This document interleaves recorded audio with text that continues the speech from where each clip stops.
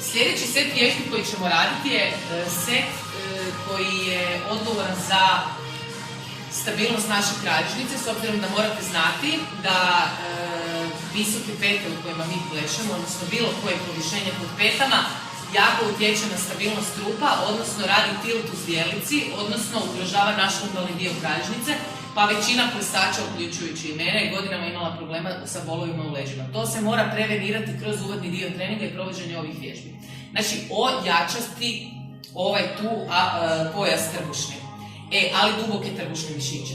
Što znači da ćemo prvo krenuti iz leženja na leđima, napravit ćemo udah, na slovo H izdah i aktivirati lumbalni dio kralježnice, zalijepiti skroz trbuh za podlogu, odnosno ovaj iza dio mora biti skroz u ravnini sa podlogom. Još jednom udah, ravno držati ruke cijelo vrijeme i gurati lopatice u podlogu, tako je. I još jednom napravimo. Otvorite usta kad dišemo, ne zatvarajte usta, učite se disati. Dobro? Sljedeće vježbe koje možemo raditi je pomicanje, znači što više okružamo noge, to se više odvaja lumbalni dio od podloge. Znači samo radimo jedan, probamo zadržati kralježnicu uz podlogu. Oni koji to jako dobro rade mogu skroz okružiti noge tu, dobro da nema pomaka u kralježnici. Recimo Patricija, ti se vidi da si nešto radila, dobro je, odlično. Ajmo hop, držati aktivno držati trbuh, bravo. Samo paziti na ruke. I sada završna faza je da okružamo i ruke i noge i dišemo i vraćamo. Dišemo i vraćamo. I aktivirati trbuh i vratiti nazad. I aktivirati trbuh i vratiti nazad. Kad odradimo određeni broj setova sa ovim vježbama i određenim brojem ponavljanja, onda se, kad smo sigurni da smo jako dobro izaktivirali cijeli trbuh, možete se malo i potapkati, dobro, onda se okrećete, tako je, da se aktivira taj trbuh, okrećete se u poziciju plemka, ajmo okreni se u poziciju plemka, ajmo vas dvoje na podlaktice. Znači, mlađe dobne kategorije, što ste mlađi, to ste više na podlakticama, što ste stariji, recimo kao Patricija i Artur, dižete se na dlanove, dobro. Ono što je jako bitno naglasiti, spusti se Patricija na podlaktice, je da ovaj dio mora biti zaobljen. Vidite kako Patricija lijepo stoji. Znači nema pomaka u lopaticama, jer vidite kako lopatice ispadaju van.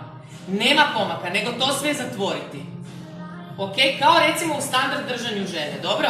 Nema pomaka u torakalnom dijelu kralježnice, nema pomaka u zdjelici, ok. Aktivira se gluteus, dobro? Znači jako ga moramo aktivirati, to znači da ga jako moramo stisnuti, ok. Spusti se na podlaktice, paralelno su stopala, nema pomaka u stopalima, to jako voditi računa i držimo. Bitno jako da je vratni dio kralježnice u produžetku ovog dijela torakalnog i lumbalnog. Znači nema ovoga dolje i nema ovoga gore, neke gledaš ispred sebe. To držiš. Za početak držimo 10 sekundi, kad smo sigurni da smo jako kvalitetno to odradili, onda idemo na 15 i 20, spusti malo niže. Znači, zdjelica u neutralnu poziciju. Kad to napravimo kvalitetno, možemo se podići na šake. Ajmo na šake, odlično Patricija. Stisni. Kad smo sigurni da smo ovo dobro odradili, može ići jedna ruka gore. Ok, pa može ići druga ruka gore. Pa može ići jedna noga gore. Ok, samo nema pomaka u zdjelici, bravo Patricija, pa može ići druga noga gore. Stopalo može biti u flex poziciji, može biti u point. Jako bitno da je aktivan trbuh i da je ravna pozicija i stisnuta guzica, lopatice zaobljene. Ok, spusti dolje, odmori.